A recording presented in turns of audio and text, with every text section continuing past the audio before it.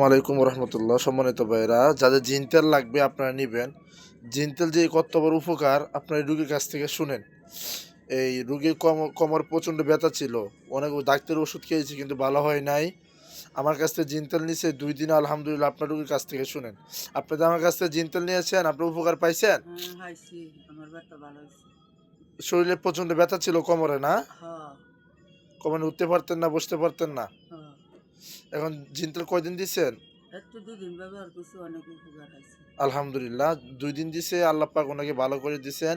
আপনাদের যাদের জিন তেল লাগবে আমার সাথে যোগাযোগ করবেন। যাদের ব্যথা প্রচণ্ড, কোমরে ব্যথা, হাঁটুতে ব্যথা, অবশ্যই জিন তেল নেবেন।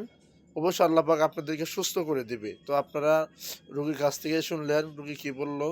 উনি জিন তেল নিয়েছিল, আলহামদুলিল্লাহ। ওই ওনার কোমরে ব্যথা আল্লাহ পাক ভালো করে দিয়েছেন।